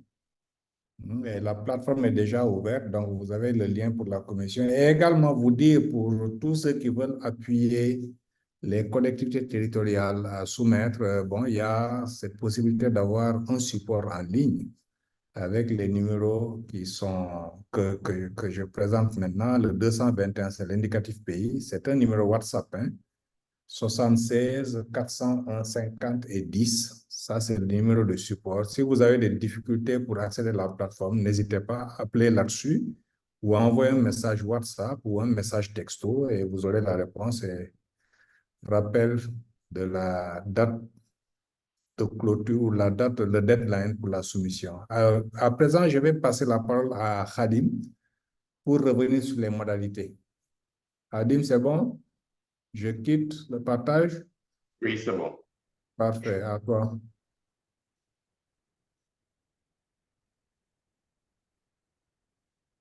Est-ce que mon écran est visible? Oui, c'est bon.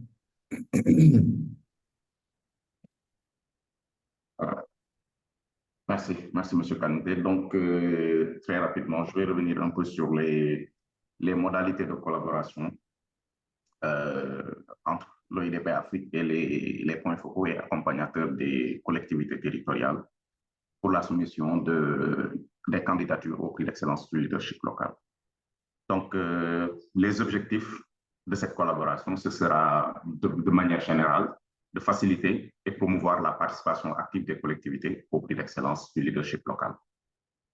De manière spécifique, donc, il s'agira de les sensibiliser pour les inciter à documenter leurs initiatives dans les 6 catégories de soumission que M. Kanouté a présentées tout à l'heure, mais également de leur fournir un accompagnement personnalisé pour les collectivités qui sont intéressées, bien sûr, et les accompagner donc à soumettre leur candidature dans le cadre du prix d'excellence du leadership local. Maintenant, pour ce qui est des engagements, donc il y aura des engagements de la part des points focaux et des accompagnateurs et d'autres de la part de l'OIDP Afrique. Il s'agira ici, pour les points focaux et accompagnateurs, de prendre contact avec ces communes pour leur partager l'initiative, leur présenter et les inciter à documenter leurs expériences. Tout à l'heure, j'ai reçu une question, je pense que c'était de Sagbo. Les collectivités peuvent soumettre à plusieurs catégories. C'est le cas. Ils peuvent soumettre à plusieurs catégories s'ils le souhaitent. Donc, il s'agira également pour les points focaux de les accompagner. Donc, les communes qui vont montrer leur intérêt après la présentation de l'initiative, il s'agira de les accompagner de manière rapprochée pour qu'ils puissent documenter et qu'ils puissent soumettre avant la date indiquée tout à l'heure, le 12 juin, leur candidature donc, sur la plateforme. Donc, il n'y a pas de document à envoyer par mail. Tout se passe sur la plateforme. Donc, c'est totalement dématérialisé. Et le troisième engagement, c'est qu'à la fin, lorsque la commune ou bien la collectivité territoriale en général va soumettre sa candidature, le point focal ou l'accompagnateur devra fournir à l'OIDP une attestation de service rendu qui sera signée par l'autorité de la collectivité.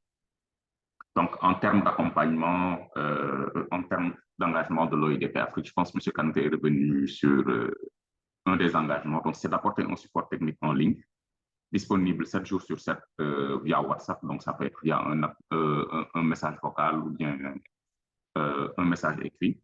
Et du lundi au vendredi pour les appels directs, parce que le téléphone se trouve au bureau. Donc, si vous appelez le week-end, vous risquez de ne pas tomber sur téléphone. Et le deuxième engagement, c'est la rémunération de ces points focaux et de ces accompagnateurs à hauteur de 15 000 francs pour chaque fiche de candidature qui sera soumise par une commune. Et ce, sous réserve de recevoir l'attestation pour service rendu signée par la commune. Donc, nous avons drafté un exemplaire que vous pourrez remplir et transmettre à l'autorité politique de la commune que vous allez accompagner et qui pourra éventuellement signer pour attester que c'est vous qui l'avez accompagné. L'idée ici d'avoir cette fiche, c'est de pouvoir faire le lien entre le dépôt de la commune et le travail d'accompagnement que vous avez fait. Par exemple, en l'absence de cette fiche-là, on peut voir que Adjara a déposé. Mais si, par exemple, M. Sadbo nous dit que c'est lui qui a accompagné Adjara, on n'a aucune preuve légale qui peut le montrer. Donc, d'où l'intérêt de vraiment fournir cette fiche-là pour en guise de pièce justificative de cet accompagnement. Donc, je pense globalement, c'est ça les modalités de collaboration qui vont exister entre OIDP Afrique et les points focaux et accompagnateurs. Donc, je vous remercie de votre attention. Monsieur Kanouté, vous avez la parole. Merci. Merci, Khadim. Alors, on partage ça. C'est une bonne pratique qu'on a eue ici au Sénégal avec ENDA qui avait mobilisé des... On les a appelés comme des volontaires. Des volontaires. Au développement territorial. Hein? Des volontaires d'appui au développement territorial. Des volontaires d'appui au développement territorial. C'était des jeunes maîtrisants, ça n'existe plus. C'est des jeunes étudiants qui avaient le niveau master, des fois licence, et qui avaient été pris en charge, enfin en stage par ENDA et qui avaient été déployés dans les différents départements. Et bon, ils pouvaient remplir des fiches et recevoir un montant en contrepartie pour l'accompagnement qu'ils ont fait pour remplir les fiches. Donc, bon, nous partageons cette bonne pratique. Vous, en tant que point focal, vous pouvez aussi, soit avec vos animateurs, si vous en avez, avec vos relais, si vous en avez, ou alors avec des stagiaires que vous pouvez prendre pendant un mois et ils peuvent travailler à accompagner des collectivités territoriales à remplir des fiches. Et pour chaque fiche qui est remplie, bon, vous recevrez, le point focal recevra en contrepartie un montant pour assurer une prise en charge des relais communautaires ou des animateurs que vous avez déployés. Bon, on va s'arrêter là pour la communication et passer aux questions et réponses que vous avez pour qu'on puisse les prendre en charge. Alors, je fais quoi? Partager? Attends, partager l'écran. Voilà. Donc, voilà, nous sommes sur la 4e partie maintenant. S'il y a des questions et des réponses, s'il y a des questions, bon, nous permettrons de les poser, comme ça nous allons revenir pour les réponses. Alors, si vous voulez prendre la parole, il faut juste cliquer là où sur votre écran, il y a réaction et réaction, vous pouvez cliquer sur demander la parole ou lever la main, comme ça on pourra vous donner la parole si vous le souhaitez. Alors, il y a Ramde qui a levé la main, ensuite Emmanuela. Ramde la parole et ensuite on va continuer selon l'ordre qui sera établi par la machine. Ramde, vous avez la parole. D'accord. Merci beaucoup, Monsieur Bachir Kanouté. Je voulais, avant de poser ma question, si vous me permettez, en tout cas, d'exprimer notre gratitude pour l'opportunité offerte d'abord à notre pays de participer aux activités de l'OIDP et également pour la sélection de notre organisation en tant que point focal OIDP Côte d'Ivoire. Vraiment, c'est un honneur que nous mesurons. En tout cas, la lourdeur de la tâche, parce que nous souhaitons surtout exceller et surtout atteindre les objectifs de la confiance qui nous est accordée.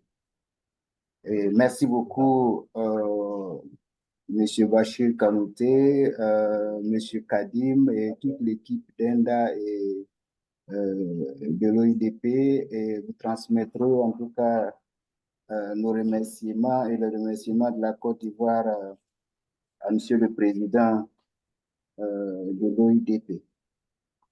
Ceci dit, je voulais poser peut-être une question qui avait été déjà posée lors de la présentation, la cérémonie de lancement au niveau national ici en Côte d'Ivoire. Il est important que nous sachions en tant que, je dirais en tant que manager, ce que les communes, les récompenses que les lauréats auront à bénéficier de ce prix d'excellence. Merci beaucoup. Merci, merci Ramdé. Donc, je vais prendre les 5 qui sont déjà sur la plateforme, comme ça, on viendra avec des réponses. Emmanuela?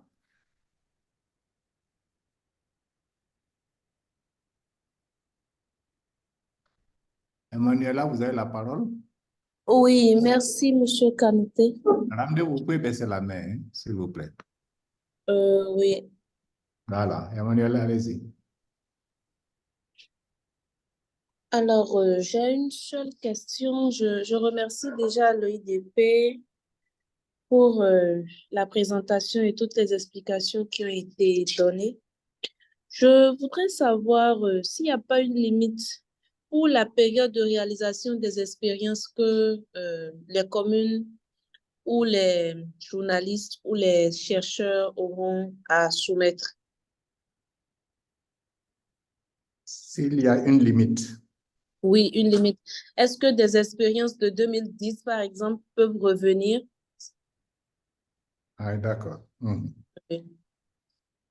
Merci, Emmanuela. À présent, la parole à Sakbo.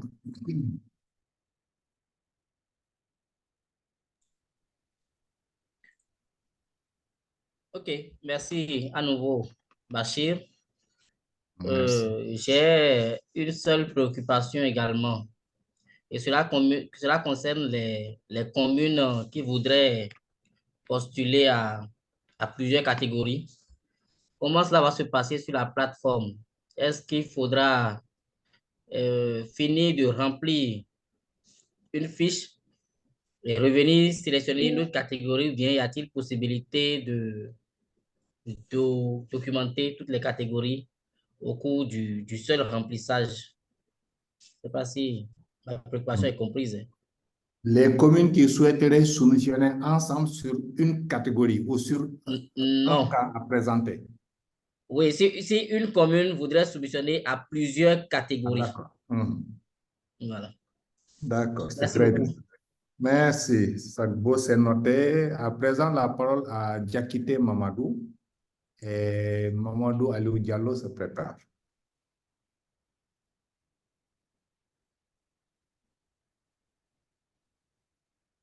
Diakité Mamadou, allez-y. Mamadou Diakité, activez votre micro.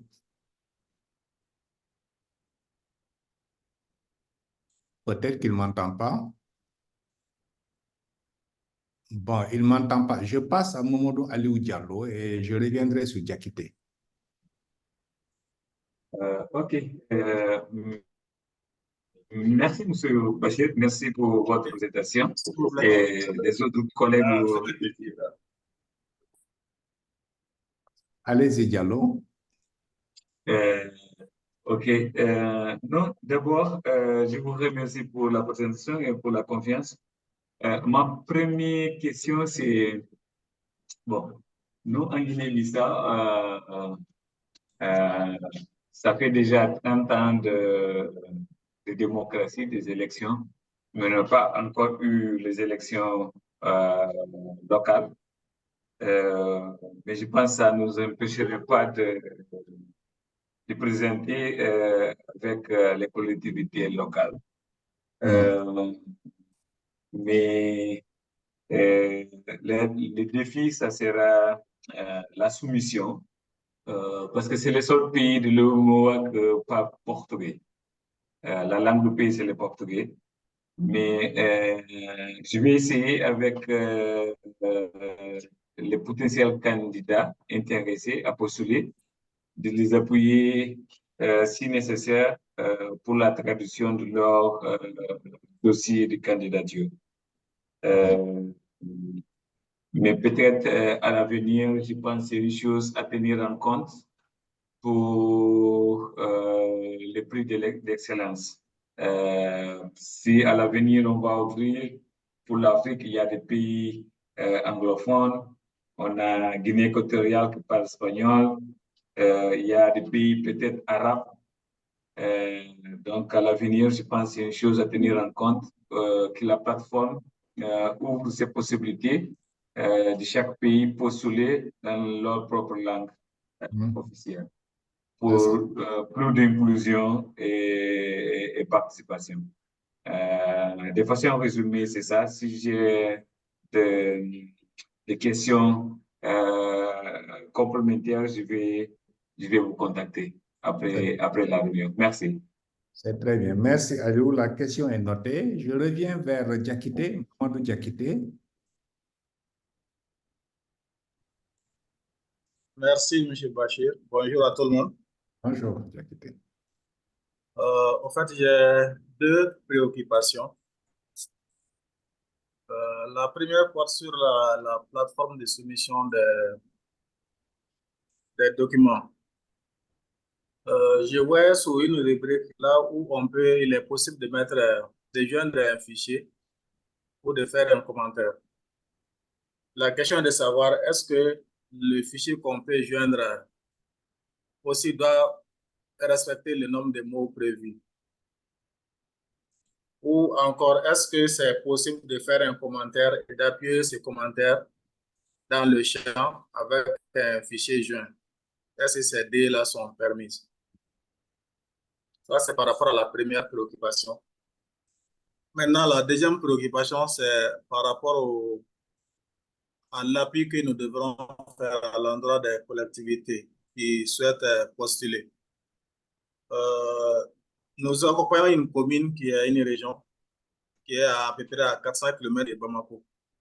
Et si l'ONG APA doit accompagner cette collectivité, est-ce que il est possible de revoir les montants prévus en fonction des réalités? Puisque si une équipe doit quitter Bamako pour Sikasso, les 15 000, je ne pense pas si ça peut couvrir le transport d'une seule personne. Et si c'est deux personnes pour aller accompagner la collectivité, est-ce que c'est possible de revoir les conditions? Ce sont là les deux préoccupations. Merci à vous. Merci pour les questions. On va tenter une première réponse et ensuite nous pourrons revenir s'il y a de nouvelles questions. Donc, il y a 5 qui ont déjà posé des questions, donc nous allons ensemble tenter de le voir. Alors, pour la question de Ramdé, quelles sont les récompenses pour les lauréats? Alors, ce qu'on a prévu, c'est vrai que dans la présentation ici, on n'est pas revenu là-dessus, sur qu'est-ce que nous prévoyons comme accompagnement pendant 1 an pour les collectivités. Bon, on l'avait fait dans les lancements, mais pour vous, on n'avait pas pensé que ça allait revenir. Mais ce qu'on a prévu, c'est que c'est l'autorité locale ou la commune ou la région qui va être primée. Il y aura la visibilité internationale puisque, bon, vous allez recevoir le trophée à Cotonou le 10 août des mains des autorités communautaires ou des autorités étatiques qui seront là et qui vont vous remettre le trophée en public. Ensuite, nous avons mis en place un dispositif d'accompagnement pendant 1 an pour accompagner la collectivité vers la coopération décentralisée, donc à travers des guichets de financement qui existent, vers la coopération, vers le partenariat public-privé, à travers une initiative que nous organisons très souvent. L'année dernière, par exemple, au mois de septembre, nous avons accompagné une trentaine de maires et présidents du département du Sénégal en France pendant 1 semaine pour qu'ils aillent rencontrer le secteur privé, puisque nous sommes conscients maintenant qu'à travers le partenariat public-privé, il y a beaucoup de guichets de financement et beaucoup de financements qui peuvent aller vers ça. Ils ont rencontré la diaspora sénégalaise basée là-bas, basée en France. Et bon, nous avons organisé une réunion où il y avait une 50aine d'associations de diaspora sénégalaises là-bas, très souvent qui sont intéressées par investir dans leur pays d'origine, dans leur ville d'origine, mais ils n'ont pas souvent accès à l'information. Donc, pour nous, c'était de faciliter cette rencontre-là pour que les maires puissent rencontrer les associations de diaspora et qu'ils puissent nouer des partenariats pour faire des investissements dans leur pays d'origine. C'est le même dispositif qu'on va mettre en place. Bon, l'année d'avant, on avait fait à Bruxelles France, c'était la deuxième. L'année d'avant, on avait fait à Bruxelles. On avait accompagné les 30 maires qui avaient été nominés à Bruxelles et à, comment s'appelle la deuxième ville? Anvers. Hein, donc, ils ont rencontré à Anvers. Bon, vous savez qu'Anvers est une ville économique où il y a beaucoup d'Africains qui y sont et qui sont dans des secteurs bon, très rentables. Donc, diaspora très qualifiée, diaspora très rentable également. Donc, ils ont pu avoir cette rencontre-là. Ils ont pu avoir la rencontre avec le secteur privé, notamment les chambres de commerce, mais aussi les investisseurs privés. Et enfin, ils ont pu avoir la rencontre entre les axes de coopération étatique. La France a beaucoup de dispositifs, pareil pour la Belgique, ils ont des dispositifs de coopération entre l'Union européenne, par exemple, a pu faire une présentation de leur dispositif de financement en direction des collectivités territoriales. Et il y a aussi les programmes nationaux qui... Bon, voilà, ça, c'est quelques-uns des opportunités que nous offrons par la suite aux maires. Et c'est un accompagnement pendant 1 an que nous mettons en place pour accompagner les autorités primées, nominées, pour qu'ils puissent ouvrir des nouvelles opportunités pour avoir des financements. Bon, c'est vrai, nous ouvrons l'opportunité et nous accompagnons la collectivité pour qu'elle puisse exploiter ces opportunités-là. Maintenant, nous ne pouvons pas nous substituer à l'autorité pour signer quoi que ce soit. Hein? Nous mettons en place des dispositifs, nous l'accompagnons, mais nous encourageons les maires à aussi jouer le rôle de manager d'institutions locales pour signer des trucs, pour bon, relancer les gens, etc., etc., pour que ça puisse se faire. Donc ça, c'était pour la question de Ramdé. Alors, pour Emmanuel, y a-t-il une date limite pour les expériences à documenter? Emmanuela, je vais te donner la parole à Aïssatou. Elle peut revenir sur ça. Aïssatou Dramé. Oui, M. Kanoté. Oui. Merci beaucoup à Emmanuela pour cette question. Effectivement, il y a une limite pour les expériences qui doivent être documentées et soumises. On a dit que l'expérience doit s'inscrire dans les 5 dernières années. Par exemple, on est en 2024, donc c'est des expériences qui se sont déroulées de 2019 à 2024 qui peuvent être documentées et soumises sur la plateforme. Et ce qui est important de noter également, il faut que l'expérience atteigne un certain niveau de maturation. Parce que si vous voyez le formulaire, il y a des questions qui sont relatives à la diffusion des résultats, à la capitalisation, etc. Donc, si c'est une nouvelle expérience, par exemple, qui a démarré en 2024 et qui n'est pas encore arrivée à terme, effectivement, il sera difficile de la documenter et de la renseigner sur la plateforme. Parce qu'il y a toute la partie date limite de l'expérience, capitalisation, feedback, diffusion des informations, etc. Donc, c'est globalement ça. Il faut que l'expérience s'inscrive dans les 5 dernières années et qu'il arrive également à certaines phases de maturation. Merci. Très bien. Alors, il y avait, merci. Manuela, bon, si ce n'est pas clair ou si vous avez besoin de compléments, vous pouvez revenir, hein, de même que Ramdé. Alors, Sagbo avait posé la question si des veulent soumettre à plusieurs catégories. C'est tout à fait possible. Vous allez ouvrir autant de fichiers que possible. Même sur la même catégorie, vous pouvez soumettre 2 fois. Une expérience sur tel aspect en termes de participation, une deuxième expérience sur tel aspect en termes de participation. Hein, sur différentes catégories aussi, vous pouvez soumettre une première fois, envoyer, et vous revenez pour soumettre une deuxième fois, vous cliquez sur la catégorie et vous pouvez aussi documenter l'expérience. Alors, la seule restriction qui est faite, c'est que si vous êtes nominé dans 2 catégories, on va vous prendre dans la catégorie où vous avez eu la plus grande note en tant que collectivité territoriale. Je ne sais pas si c'est clair, ça, ce que je viens de dire. Ça, une commune peut soumettre sur 2 catégories. Maintenant, si les 2 catégories sont nominées, nous allons prendre la catégorie où elle a eu la plus grande note. Par exemple, une catégorie, elle a eu 15 sur 20 et une autre catégorie, elle a eu 18 sur 20. Nous allons la prendre sur la catégorie où elle a 18 sur 20. Comme ça lui permet de compétir sur cette catégorie-là. Mais c'est tout à fait possible. Vous pouvez soumettre autant de fois que vous voulez, sur autant de catégories que vous voulez. Aliou Diallo, oui, vous avez parfaitement raison. Pour la Guinée-Bissau, c'est un cas spécifique, bon, avec des élections. Je pense qu'il y a eu le cas de la Guinée-Bissau, il y a eu le cas du Niger, où il y a, bon, enfin, les collectivités locales, je pense, ont été gelées. Il y a eu le cas de quel autre pays? Burkina peut-être? Burkina aussi, je pense que... Burkina et Niger. Burkina et Niger, bon, il n'y a pas d'instance. Bon, c'est des cas particuliers qui ne sont pas liés aux collectivités, mais qui sont liés à un environnement politique, bon, supra, et qui fait qu'il n'y a pas d'autorité locale élue pour le moment. Bon, pour la Guinée-Bissau, vous avez des collectivités, des autorités locales qui sont là. Maintenant, la grosse difficulté pour la Guinée-Bissau, c'est le portugais. C'est le seul pays dans la zone UEMOA qui ne parle pas français. Ce n'est pas un problème. Nous avons mis en place un dispositif. Vous pouvez documenter dans votre langue en portugais, puisque dans le comité scientifique, il y a des gens qui parlent bien le portugais et qui vont évaluer. Il y a 3 ou 4 personnes qui parlent bien le portugais. Bon, l'une est de Cap-Vert, que vous connaissez bien, c'est le portugais. Bon, les 2 autres sont ici. Et donc, soumettez dans votre langue le portugais ou le français pour qu'il n'y ait pas de, comment vous avez dit, de restrictions pour vous. Donc, soumettez en portugais et les membres du comité scientifique sont parfaitement bilingues et comprennent parfaitement le portugais. Ils peuvent lire la soumission que vous avez faite. Alors, sur la plateforme soumission documents, c'est la question de Diakité. Bon, la première partie, je ne sais pas si vous avez noté, il y a 2 questions. La deuxième, c'était sur comment valoriser les montants. Mais la première, Khadim ou Aïssatou, si vous avez noté, vous pouvez tenter une réponse. D'accord.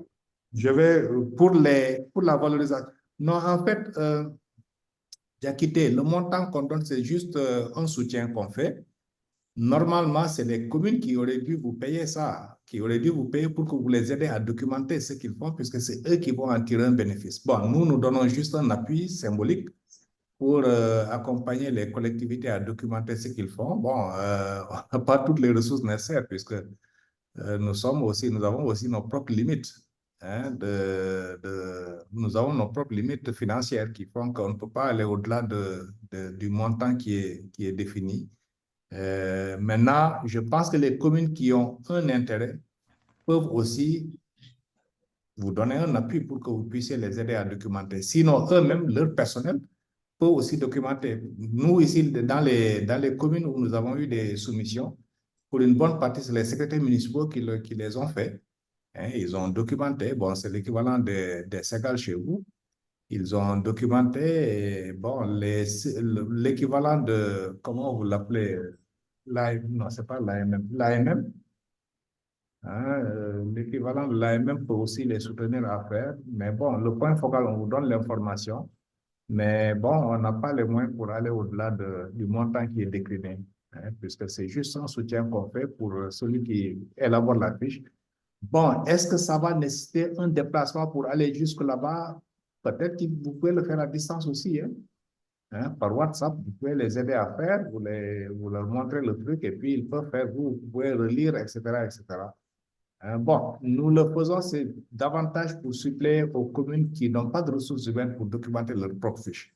Donc, on offre cette possibilité-là pour que les points focaux puissent les accompagner à soumettre. La première question que Diakité avait envoyée, bon, je n'ai pas bien pris. Si vous avez pris... C'était quoi la question? C'était par rapport au fichier à joindre comme pièce justificative. Oui, tu peux y Je aller. demandais s'il y a également un nombre de mots limite pour les fichiers, comme on l'a indiqué pour certaines parties. Il n'y a pas de nombre de mots limite pour les fichiers à joindre chez Diakité. Ça peut être des feuilles de présence, des délibérations, etc. Et c'est des informations qui permettront au comité scientifique de mieux apprécier votre soumission. Toutefois, si c'est des rapports d'activité, par exemple, ce serait bien de faire un effort de synthèse parce qu'ils ont beaucoup de documents à lire et beaucoup de soumissions à évaluer. Donc, si c'est des rapports ou bien des guides, etc., essayez de synthétiser le contenu. Mais sinon, pour les autres documents, il n'y a pas de mots limite. C'est ça. Voilà.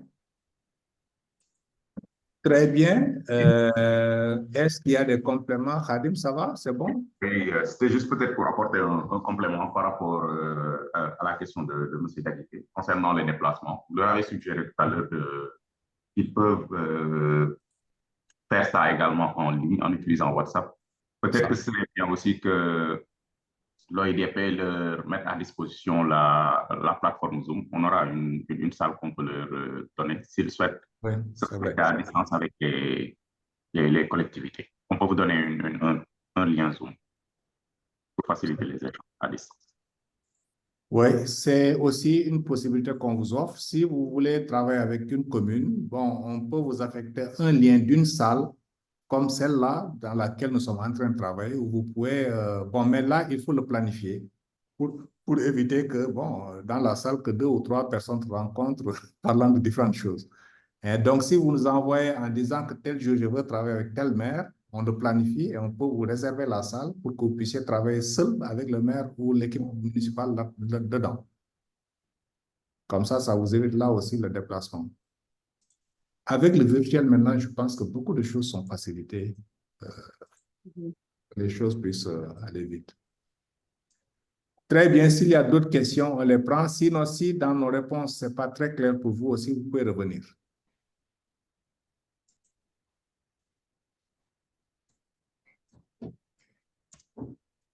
Bon, s'il n'y a pas de main que je vois, cela voudrait... Regardez sur la plateforme s'il n'y a pas de questions posées à ce niveau-là.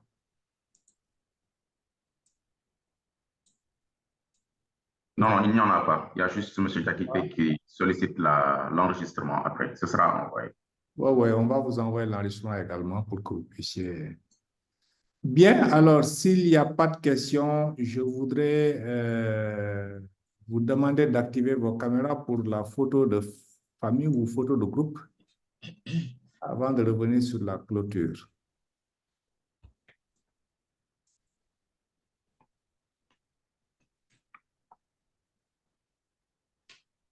Ousmane Diop, Lansana Silla et Lansana Diatta.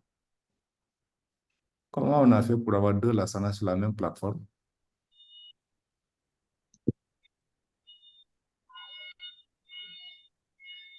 Certains ont quitté entre-temps. Alors, Diop et Lansana Diatta, activez vos caméras pour la photo. Khadim, si tu prends la photo, il faut nous dire. Voilà. Diatta. Ah ben voilà, je vois le directeur exécutif bien assis à côté de Diakité là. Je te croyais à l'aéroport, Tchallo.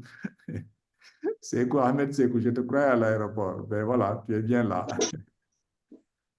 Très bien. Non, je prépare un voyage pour le 11. Actuellement, là, je suis ici. Ah, ok, c'est très bien. Très bien, il ne me reste qu'à vous remercier pour cette écoute et pour ces échanges que nous avons eus sur la plateforme. Alors, n'hésitez pas s'il y a des questions. Bon, c'est toujours les bienvenus. Nous pourrons apporter des réponses là-dessus. Et n'oubliez pas également que la clôture, c'est le combien? 12. La plateforme? Le 12 juin. Le 12 juin. Donc, il nous reste encore, bon, si vous cliquez sur la plateforme, ils nous ont dit 35 jours. Et elle est tellement précise qu'elle décompte même le nombre de secondes qui restent. Donc, n'attendez pas la dernière minute pour envoyer, puisque la plateforme risque d'être saturée. Les Africains, c'est toujours comme ça. Nous attendons toujours la dernière minute. Donc, n'attendez pas la dernière minute pour envoyer, sinon la plateforme risque d'être saturée et ensuite vous risquez de perdre, peut-être, nous risquons de perdre une bonne pratique qui aurait pu être primée. Tous mes remerciements à vous tous. Khadim, Aïssatou, merci. Et à vous tous, mes remerciements également pour l'écoute et les questions qui ont été posées, qui nous permettent de clarifier des choses qui sont encore pas claires pour vous. Merci à vous et on se donne rendez-vous à très bientôt. Merci. Merci. Merci. Merci. Très bien. Au besoin, on vous revient. Merci. Merci beaucoup.